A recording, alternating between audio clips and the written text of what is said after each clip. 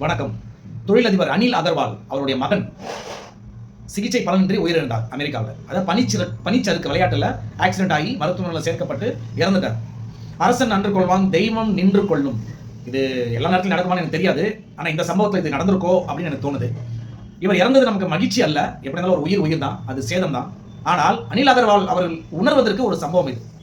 ஏன் அப்படி நான் சொல்றேன்னா, தூத்துக்குடி ஸ்டெர்லைட் ஆலை போராட்டத்தின் காரணமாக துப்பாக்கிச் சூடில் 13 அப்பாவி உயிர்கள். அதில் ஒரு சிறுமி, 16 வயது சிறுமி ஸ்னோலின் அப்படின்ற ஒரு பெண் வாயில துப்பாக்கி சூடு குண்டு பாய்ந்து இறந்தார். 13 பேர் அப்பாவிகள் தமிழர்கள் சுட்டுக் கொல்லப்பட்டனர் இல்லையா?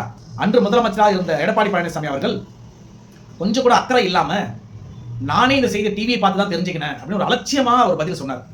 அப்போ இந்த சம்பவத்தை யார் செய்தது அப்படின்னு பார்க்கும்போது, ஸ்டெர்லைட் அப்படின்றது வேதாந்தாவுடைய கிளை நிறுவனம். அந்த வேதாந்தாவுடைய தலைவர் நிறுவனர் தான் இந்த அனில் அகர்வால். சரிதானுங்களா? இப்போ அவர் என்ன சொல்றாருன்னா, அவருடைய சொத்தெல்லாம் வந்து ஏதோ ஏழைகள் எழுதி வைக்க போறாராம். இது எதுக்கு அவர் சொன்னாருன்னு தெரியல. உணர்ந்து சொன்னாரா, இது வேற ஏதாவது விளம்பரத்துக்கு சொன்னாரா எனக்கு தெரியல.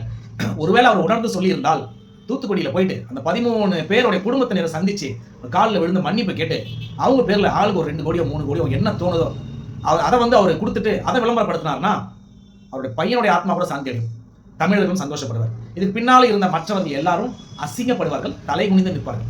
நன்றி, வணக்கம்.